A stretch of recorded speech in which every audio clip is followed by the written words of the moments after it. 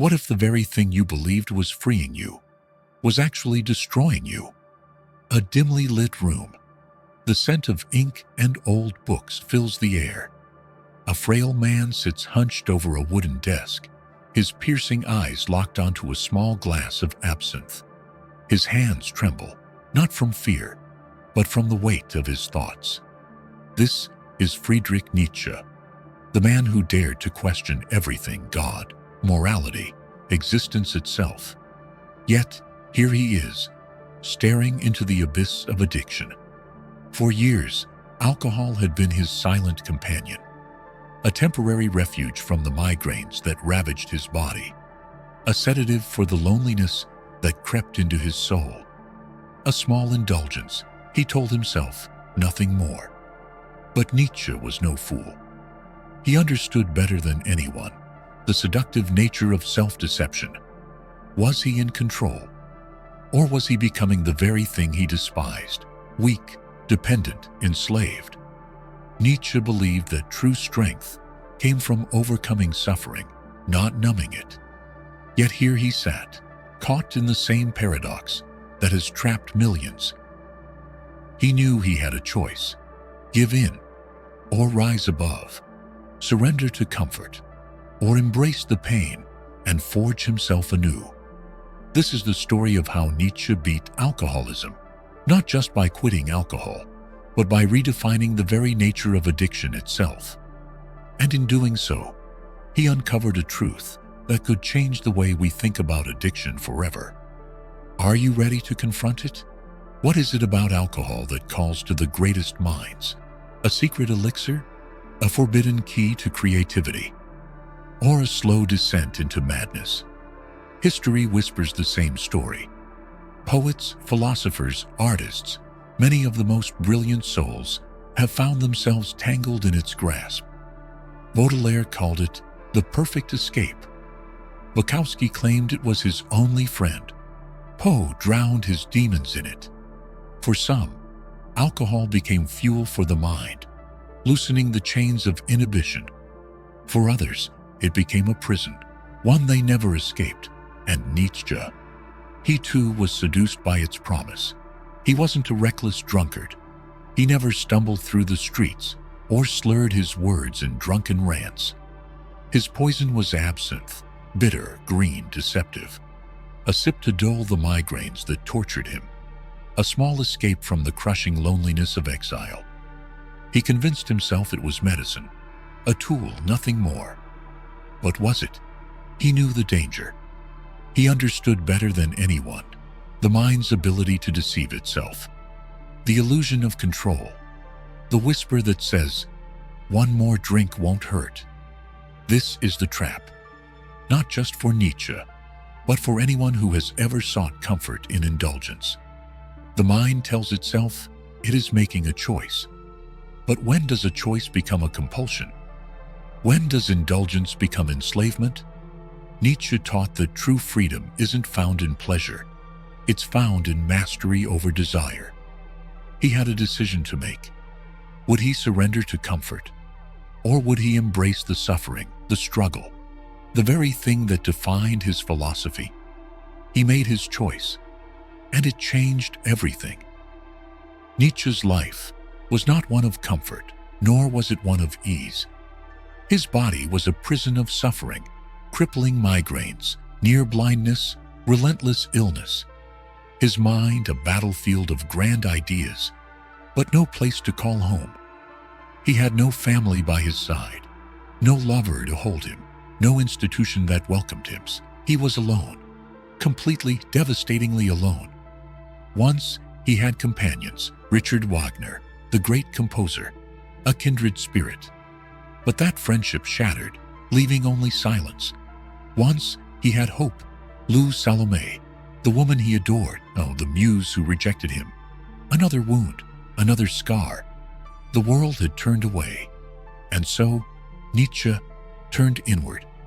And in the solitude of exile, alcohol became his quiet refuge, a temporary relief, a momentary escape. The bitterness of absinthe dulled his pain, made the days a little softer.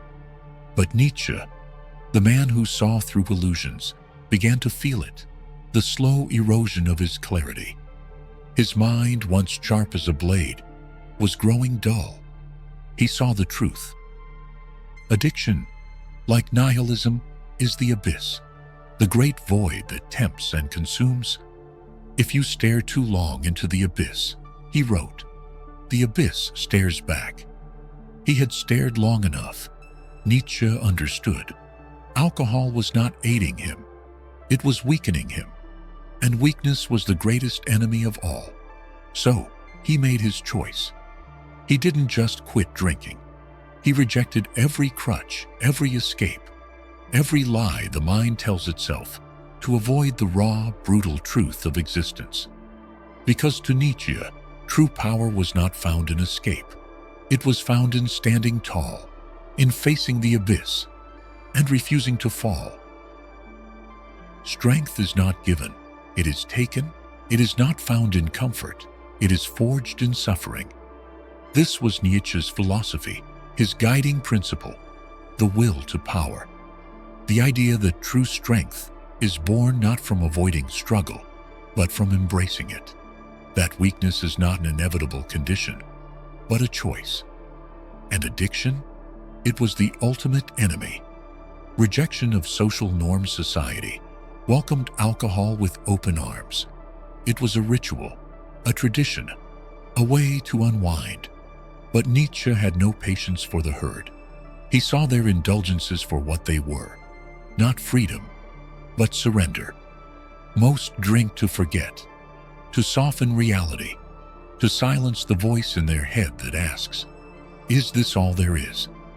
But Nietzsche had no interest in forgetting.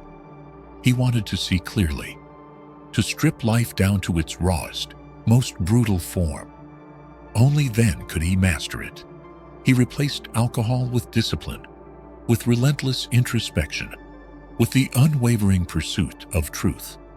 When the migraines came, he endured them. When loneliness pressed in, he faced it.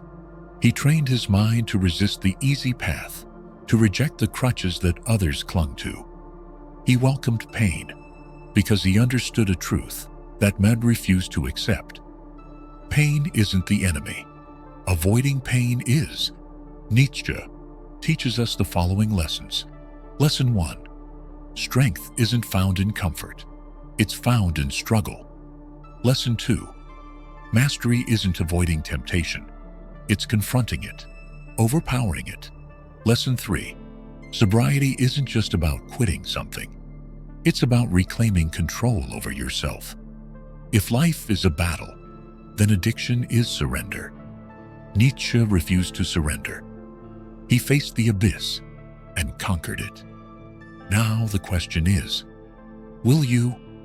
Addiction is not just a habit, it is a war. Not a war against substances, but against the self, against the mind's endless ability to deceive, to justify, to rationalize. It whispers, just one more time. It promises, you'll quit tomorrow. It convinces you you're still in control. But you are not. Not yet. The psychological war addiction is not just chemical. It is a battle between who you are and who you could be. It is the slow erosion of potential, the mind trapping itself in a prison of comfort, where escape feels impossible. But Nietzsche believed in self-overcoming. He knew that the only way to break free was to confront the lie.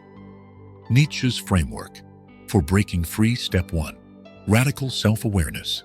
See addiction for what it is: a trick, a mask, an illusion. Recognize your own self-deception before it consumes you. Step 2. Inner discipline. Weakness craves instant relief. Strength delays gratification. The more you reject comfort, the stronger you become. Step 3. Confronting the abyss. Fear pain? Face it. Fear emptiness?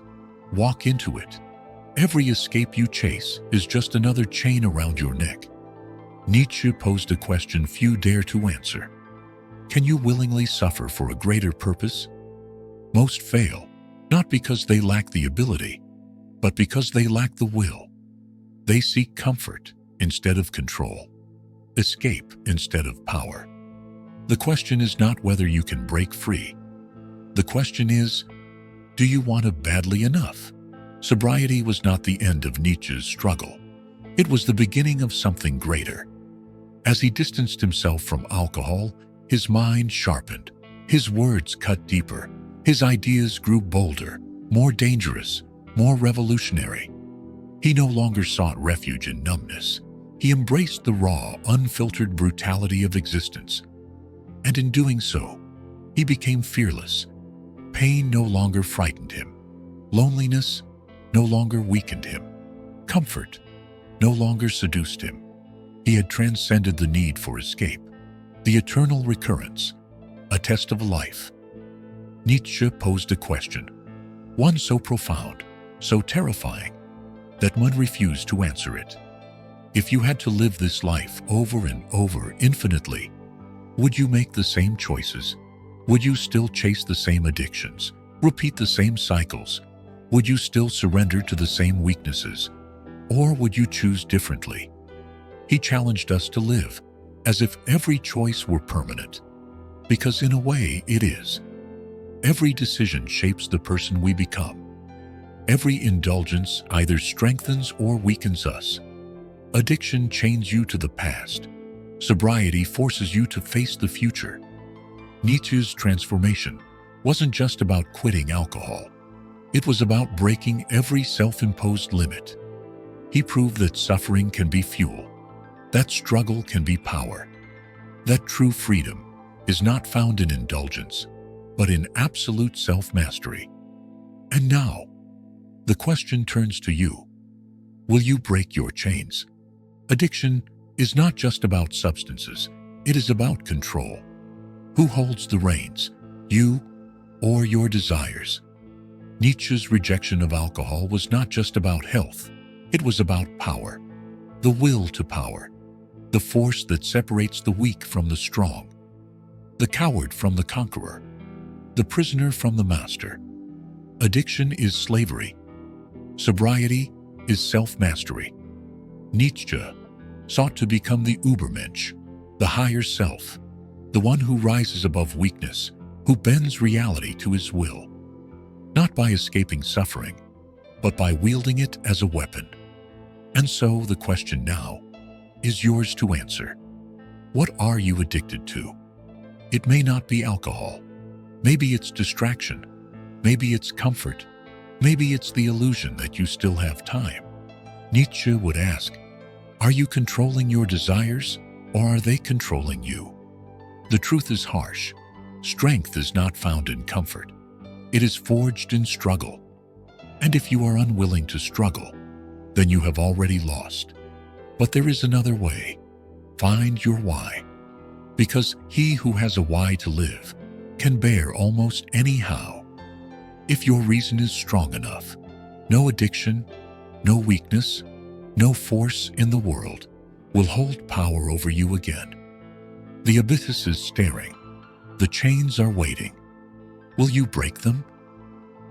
If you enjoyed the video, don't forget to like, subscribe, and hit the notification bell so you never miss an update. We'd love to hear your thoughts, so feel free to drop a comment below and share your opinions. We read every single one. Thanks for watching.